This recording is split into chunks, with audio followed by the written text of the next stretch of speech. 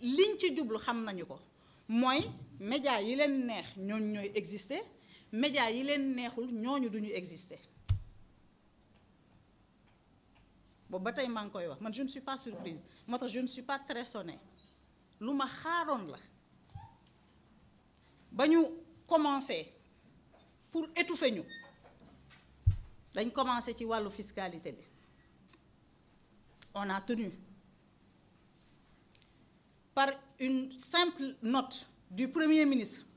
ñu annuler tous les contrats et conventions signés geler tous les paiements des créances dues aux médias nit ñi di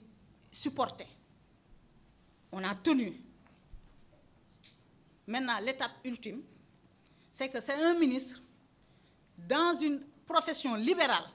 qui va décider de qui est média ou pas xoolaat leen liste bi am na ñu ci boolewul ñu ne duñu média mais am na ñu ci nekk duñu ay média ay tribune la yoo xam ne elles sont au service d'un parti politique di leen defaral seen communication di leen xeexal di leen attaquer seeni adversaire ñooñu mun nañu exister mais ñun ñi nga xam ne dañoo nekk dans une profession mu nekk ci suñu deret mu nekk suñu passion on a tout donné pour mën a exprimer wu à travers des plateformes audiovisuelles on a tout donné nga ne ñooñu existé wuñu je l'ai dit et je le répète et après quand je dis ça on me dit non bul wax loolu boo waxee loolu dañuy gis nga fii Sénégal lu nekk gis nañ ko fi Sénégal lu nekk combat la ñoom fa la ñu nekkoon te dañoo dissoudre seen parti fan la ñu nekkoon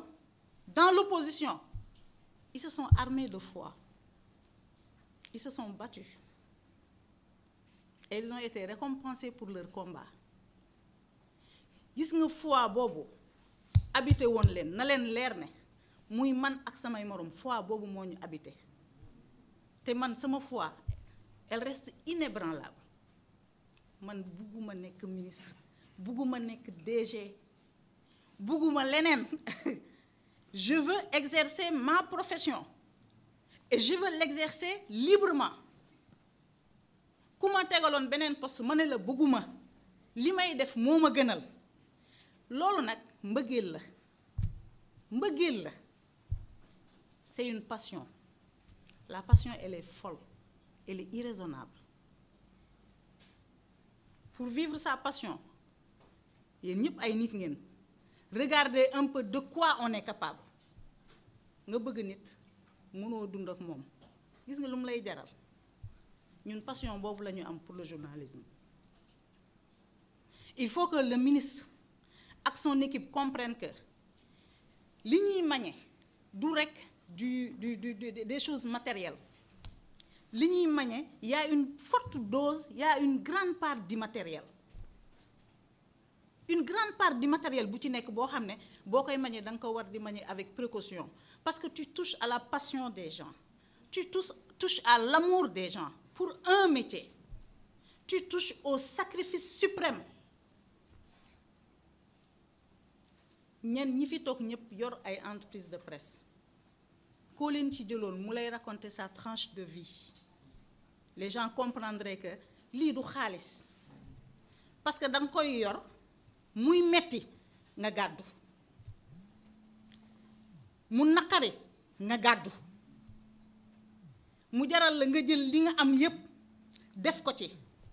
mu jaral la nga toog weer bu dee amoo loo fayee salaire nga dem leb banque pour fay salaire mu jaral la ñu menacer ta vie ñu mettre ta vie en danger nga continuer def ce métier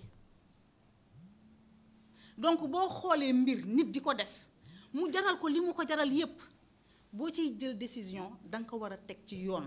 encore une fois nous ne pouvons pas être contre la régulation du secteur ce secteur a besoin de régulation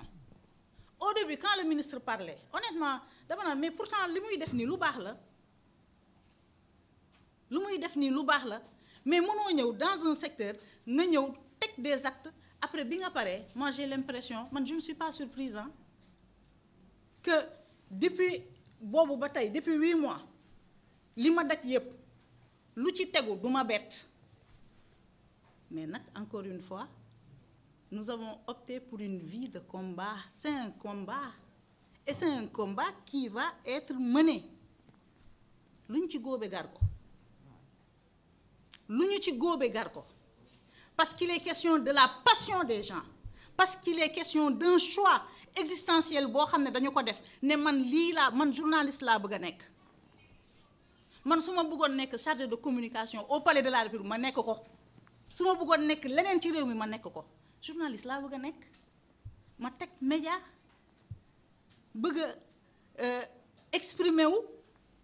librement selon mes choix et convictions. Ñu xëy par une simple note un ministre ne non yow bokkuloo man kenn mënu maa tere bokk ci espace médiatique u Sénégal dama koy wax sama baat ci kaw ce n'est pas de la défiance man conviction laa koy waxee dëgg nag pour mu jib day metti te loolu yëpp xam naa ko heureusement que je suis préparée à tout ça dëgg pour mu jib day metti waaye dëgg dina am. Cette décision-là dinañu ko attaquer pour abus de pouvoir mais le vrai combat